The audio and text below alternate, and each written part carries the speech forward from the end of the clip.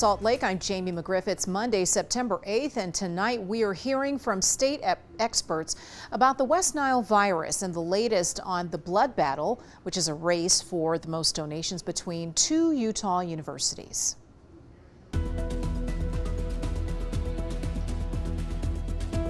One of the 16 people in Utah who've been diagnosed with the West Nile virus has now died.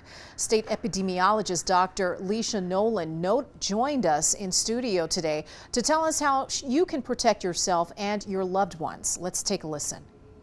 First of all, what about West Nile? Do we have deaths from West Nile very often here in Utah? We do sporadically. Unfortunately, it is a virus that we know is in Utah, and occasionally we get bad years where someone can die or a number of people get sick. And that's the one from the mosquitoes, yes, right? So Okay. This is a virus that you can get from mosquito bites. All right, so 16 cases statewide, but you were saying during the break, this is a pretty underdiagnosed illness, too. Yeah. Happily, most people who get West Nile virus don't get that sick. They feel like they kind of have the flu. They get a fever, a headache, they feel achy, but they don't get sick enough to go to their doctor. So we know most people who get this infection don't ever go in and get care. Is there anything like the flare-up from a bite? If you get a mosquito bite and you're scratching it, is there anything like looking at it to say that it's different? No, it isn't. Unfortunately, you can't tell. The bites are it seems like any other bite you get, but usually it's about 2 to 3 days later people start to get symptoms. Most people are going to just get over it on their own. It's very unusual to actually get sick, but unfortunately when we have so many people, so many mosquitoes, there's going to be some people who do. Do we know why some are susceptible to more of a severe illness with West Nile? So certainly there are people who have underlying medical conditions like diabetes, different medical issues. They're more likely to get more sick. Also, older people are more likely to get more sick. And I would imagine that, look, we all like to protect ourselves against mosquitoes because they can just be annoying, but taking the proper steps here can also prevent a potential serious illness. Can you go over some of those basics to protect yourself? Yeah, for sure. None of us want to get bit by mosquitoes, but this adds one more layer of why not too. So making sure you wear long clothes if it's not too hot out. Wear some clothes so you don't get mosquito bites. Wear the DEET or mosquito repellent so they don't bite you. Other things you can just do around your house is make sure you don't have any standing water. Anything that's maybe a little pot with water on it, that's a perfect place for those mosquitoes to breed, and then they can come and bite you. So draining all that kind of stuff, making sure you're just trying to protect yourself against mosquitoes, whatever you can. Check your bird feeders and any tires or buckets or anything that water they that can little get bit into. of water. What are the symptoms of West Nile? Because they mimic a lot of other symptoms, right? Yeah. The general West Nile is very generic. It looks like you have a cold. It looks like you have the achy flu type stuff. People we want to go and see their doctors when they start getting those really severe things, where they get confusion, when they get unbearable headaches that they really just can't deal with, when maybe they're having problems with coordination. Those are the kind of symptoms we want people to go to see their doctor for, no matter what the cause. So that's what to watch for. So West Nile, what does it attack? Does it go to the brain or? Yeah, the symptoms we usually see in people who get severely here is meningitis, where it's the infection of your spinal cord and your brain, or even direct infection of your brain. The blood battle continues this week. Donations at Weber State University started today in the hopes that they can collect more donations than Utah State, winning the friendly fight for a good cause. And this morning on ARC Salt Lake, Ron Bird spoke to President Brad Mortensen of Weber State and Michael Salden of the Red Cross. Let's take a listen.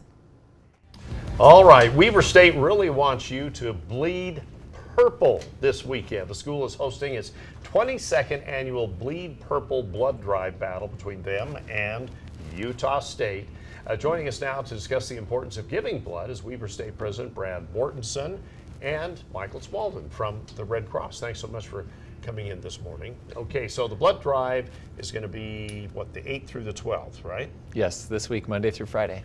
All right, and that's probably going to help because usually we have, I guess there's what, an extra day? Yeah, some weeks we get caught up with Labor Day and don't only have 4 days to give blood, but this year at Weber State we've got 5 days for students, community members, faculty, staff to all come out and get poked for a good cause. Okay, this has been a blood rivalry for what, 20 years? This is the 22nd year. 22nd year. So tell me, how has Weber State fared over the year? Well, you told me before Utah State Yeah, I think the Aggies have gotten us 6 years in a row, but it's a friendly competition. There's really no losers. We've topped 20,000 units now in the 22 years of this competition, so that's a real success story for the Red Cross, which is what it's all about. Sure. And what would be your goal for this year? Yeah, so making sure that we can provide blood to all the local hospitals, and make sure we can provide the life-saving attribute of blood is the most important part. And so each school is trying to get 500 units. USU did not almost hit it. So this is gonna be a good year for Weber State, who's gonna have the extra day and to be able to catch up and hopefully beat them this year. Okay, and you went to Weber State yourself. Yeah, I did. Was I not supposed to reveal that? Or what? So Michael's trying to work the inside angles for us to have a shot this year. So, and I've got an appointment this morning. I'm going to be donating myself. So we really want to encourage folks to come out. And you don't have to be a student or a faculty member. It's for the whole community. It's just for everybody. Yeah. Yes. Okay, so where can you donate to get credit for it? Anywhere? You just... So you can sign up at on the website or through the app or call the Red Cross, and the donations are happening at the Shepherd Union Building on campus. So we're all set up there this morning, and we'll be taking folks through Friday. So if I wanted to donate in Murray, can I say I want this credit to go to Weber State? Can we do that, Michael? If they do the hashtag Bleed Purple? Unfortunately, no. Okay. But that is a good suggestion for next year. Yeah, where you could donate anywhere and just say, okay, I want this for Weber State's tally. Yeah. Okay. Who can donate blood? So, anyone can donate blood. There is an age requirement and a weight requirement that is associated with that. So you just have to make sure you go on the redcrossblood.org and you can check out what those requirements are. There are some medicine and other requirements that might make you not eligible, but for the most part, we want everyone to come out and donate. Sure. And so the last 6 years, Utah State's had the edge, but you're vowing not this year. No, we're really going to get after it. We're trying to get, we'd love to give back at Weber State and be involved in the community, and this is a great way for our students, and faculty, and staff to do that. Okay. So what would you say as far as your blood supply is concerned? We've had different stories come out, particularly around big holidays, that we really need blood. So what is the situation now with the blood bank? Yeah, so we had a pretty fantastic summer, which is very rare. We usually are begging people to come in during the summer months.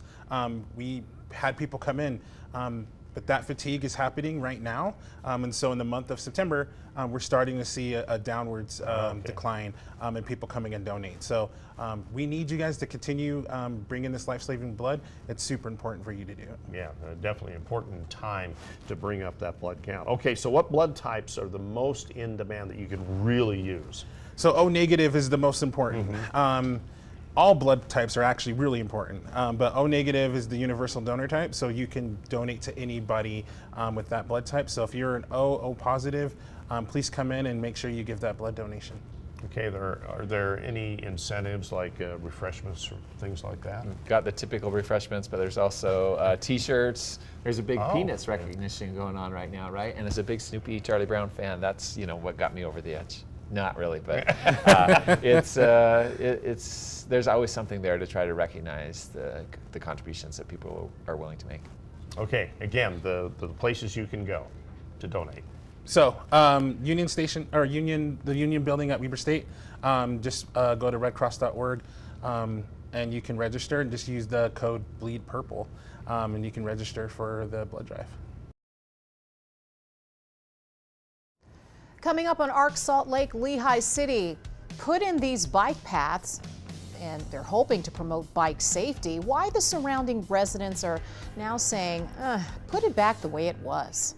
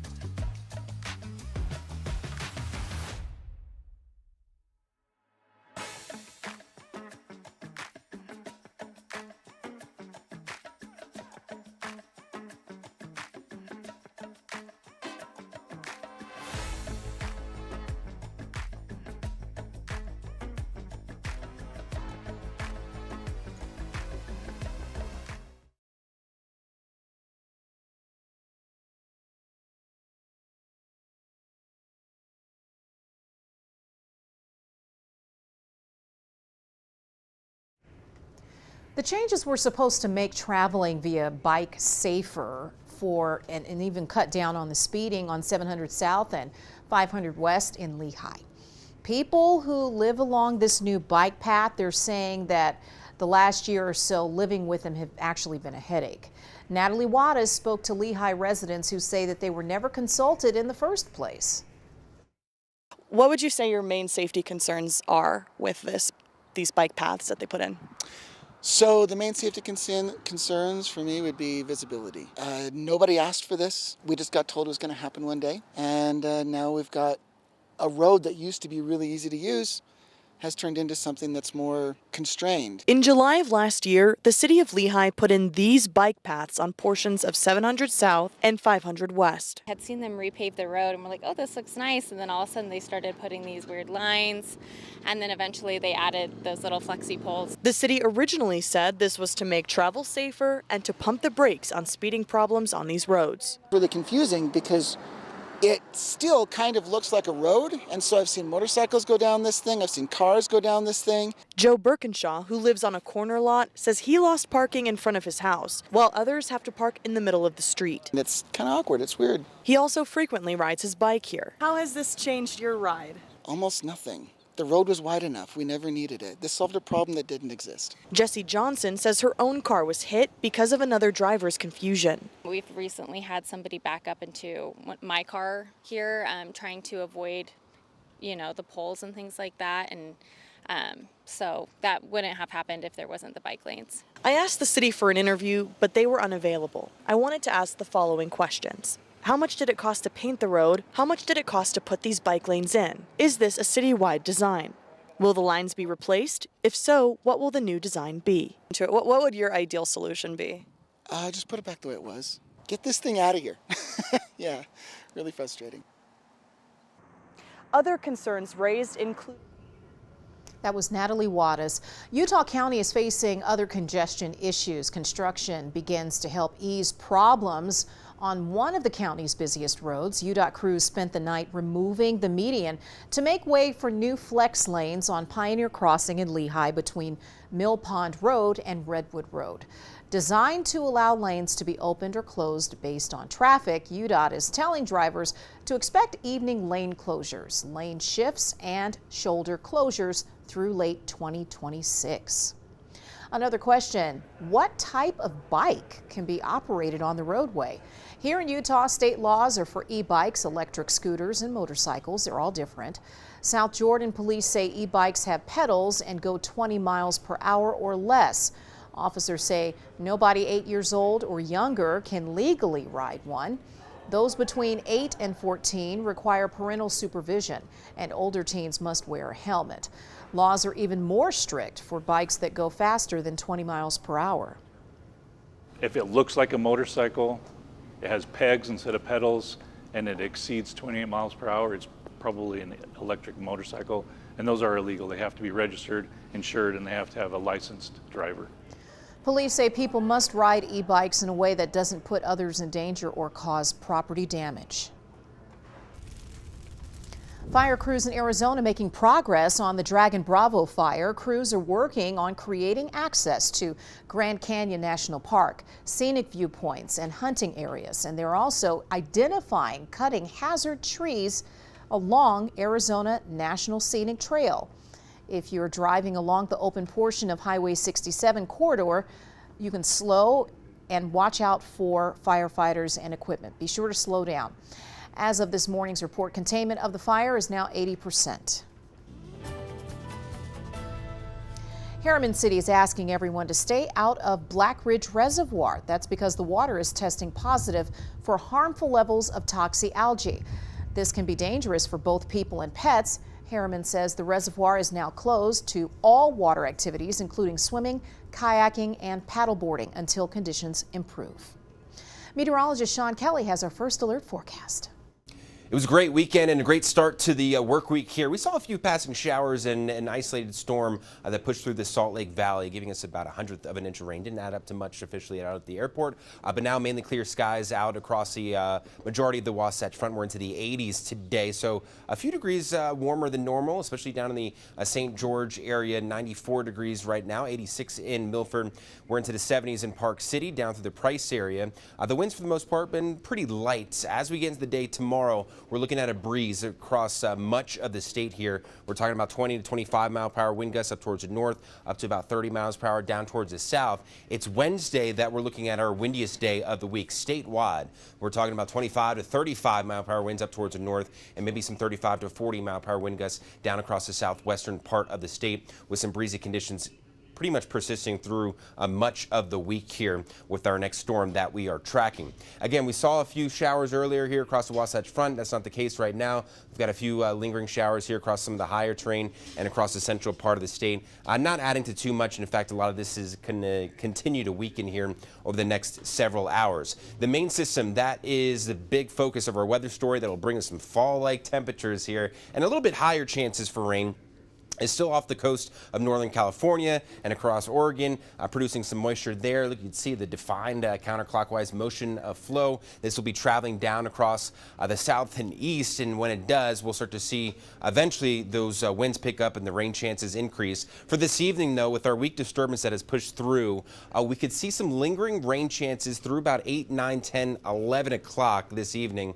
That's what at least one model shows here with some of those showers. So watch out for that as we get into the day tomorrow. I think for much of the state, we're mainly dry, and I think we're dry on Wednesday as well. Thursday, about a 20% chance of rain as that cold front inches closer towards the state. By Friday, though, here's that front. Friday morning, moving closer and closer, and when it does, that'll bring us a better chance for rain Friday at morning into the afternoon and evening, and then heading into Saturday, I think we're mainly dry, though some models will linger those rain chances into Saturday, so we'll continue to keep you updated on that. So with that threat for some isolated showers and storms through about 11 p.m. this evening, I did go ahead and leave that thunderstorm icon there across portions of northern and central Utah. Down towards the south will be dry, clear skies. Temperatures down into the 50s and 60s. Highs tomorrow into the 80s across the state. Plenty of sunshine down towards the south. St. George, you're looking at temperatures here cooler than normal. That's looking really good. Over the next few days, we're down to the 80s as you head into the weekend. And then along the Wasatch Front, we're into the 80s as well. Look at this. By Friday, better chance for rain, but also look at that cooler weather. 75 on Friday, 76 on Saturday. Coming up on Arc Salt Lake, the Utah Grizzlies packing up after decades at the Maverick Center, where they're headed and what it means for local fans.